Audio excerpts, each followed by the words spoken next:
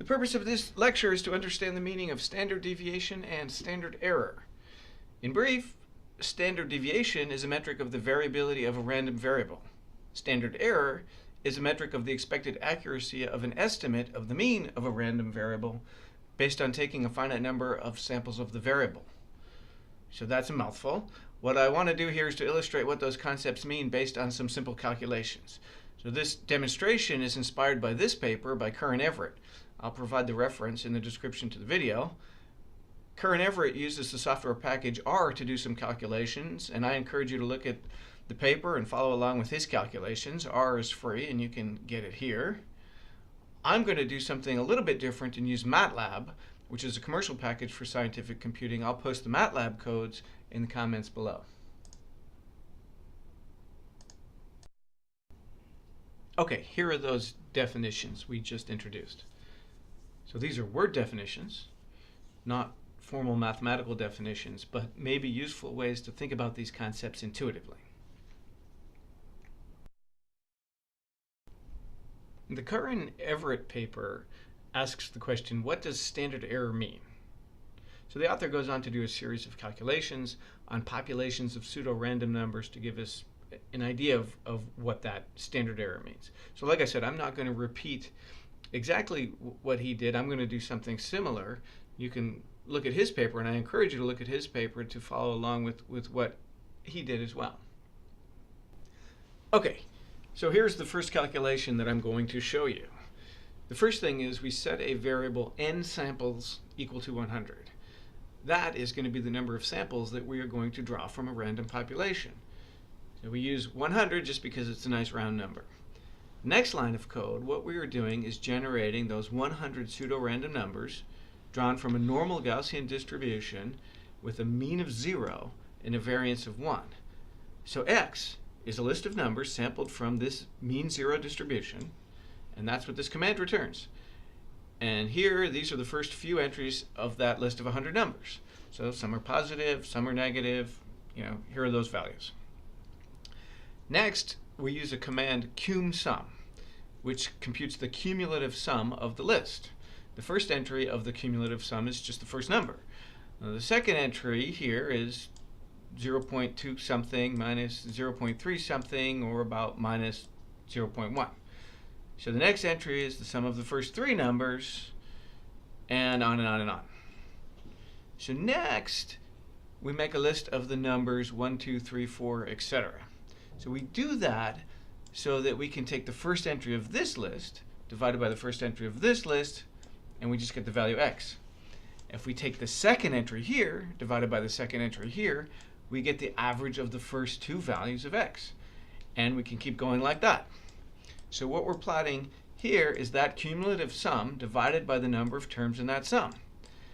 So this is a plot of the simulated experiment where we keep making more measurements and averaging all of the measurements together.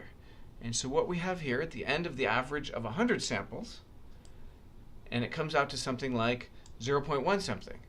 So not surprisingly, there tends to be more variability when the number of samples is lower, this side of the graph. Okay? Like I said, the codes, I'll paste the codes down in the comments or in the description of this video, so you can run the codes yourself. If you do that, you'll get a similar trend, but different specific numbers, and that's because there's a random element here to what we're doing. Here's what I get when I execute the same codes again. Same sort of trend, different numbers. If we increase the number of samples, we get a better, that is more accurate, estimate of the mean. Okay, estimate of the mean. What does that mean? And this is what that means. So here we have n sub s samples of the variable. Each one is indicated by x sub I. And we sum up all of our samples and divide by the number of samples. You know how to do that. That's the estimate of the mean. And here, when we take 1,000 samples, we get a pretty close estimate of the expected mean of 0.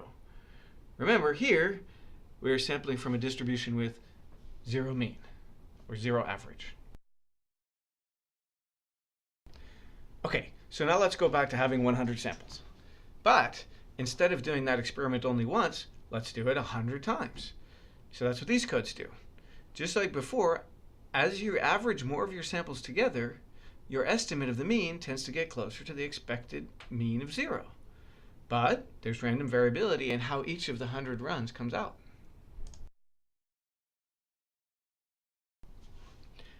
Now we can see something kind of cool. These dashed lines are plus or minus 1 over the square root of the number of samples. So maybe, or hopefully, you're thinking, oh, divide by the square root of n. I've heard of that before. Yes, you have. So here the population standard deviation is 1. The standard error is 1 over the square root of the number of samples. And we can see that 1 over the square root of the number of samples effectively captures the uncertainty or variability in the estimates of the mean. The width of this distribution shrinks with increasing n sub s. Specifically, again, it decreases as 1 over the square root of n sub s.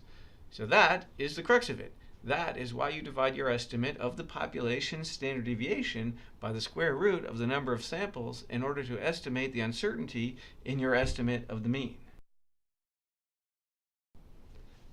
But hang on, before we quit, let's look just a little deeper. Let's look at that running estimate of the mean. I'm going to assign a new variable to that, and let's call it E sub m for estimate of the mean. Remember, we have done this experiment 100 times. So what this syntax says is to plot one row of that array that holds all of the values of E sub m.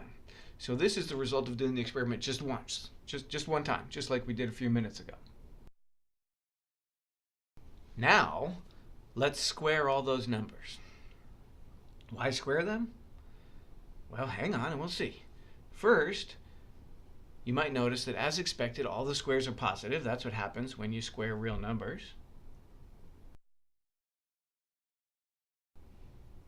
Okay, now let's look at all 100 runs of that experiment. The next thing we're going to do is to take the mean of the squared estimates of the mean, and then take the square root of that. Huh? Well, that sounds complicated, but it isn't. So let's see. So to review, we have a bunch of estimates of the mean, estimated based on different numbers of samples. We square all of these estimates, then take the average of those squares. That would be an estimate of the variance. Next, we take the square root of that estimate of the variance. This is the standard deviation of the sampled population, the root of the mean of the square of the estimates of the mean. So what do we get? At number of samples equals 1, the RMS, root mean square, of the data is 1. That is the standard deviation of the population. At number of samples equals 100, the root mean square is 1 divided by the square root of 100, or 0.1. So that's pretty cool that it comes out like that. So if you were to increase the number of runs to 1,000 or 10,000, this curve would get very smooth and follow 1 over the square root of n sub s very closely. So you can do that yourselves with the codes below.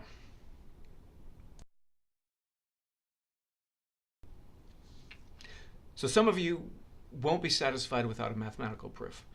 So here I'll give you what I call a light proof. So remember, we have a random variable x. We're going to use this bracket notation to represent expected value. The expected value of x is the true mean of the population, which here is 0. So the variance is then the expected value of x squared, which is 1 here.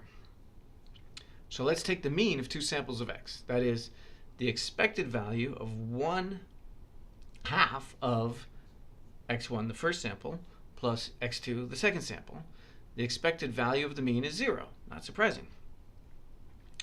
What is the expected value of the variance of the estimated mean? Well, we just square what's in here and get the expected value of 1/4 of x1 plus x2 all squared. So we can expand that square and we get 1/4 of the expected value of x1 squared plus 2 times the expected value of x1 times x2 plus the expected value of x2 squared. So the first and the last terms are 1 by definition, because the variance is 1. The middle term is 0 also by definition, and that's the trick. So why is it 0?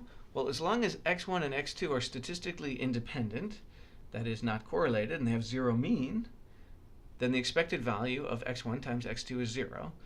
And the final result is 1/4 of 1 plus 1, which is 1/2.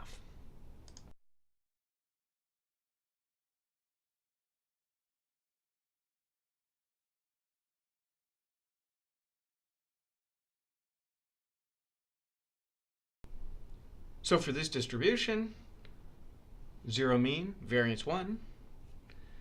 The variance of the mean estimated from 2 samples is 1/2. It is the variance of the population divided by the number of samples. So more generally, here. And that's it. So we could say that the standard variance of the estimate of the mean decreases by 1 over n. So the standard error of the estimate of the mean is the square root of that. 1 over square root of n.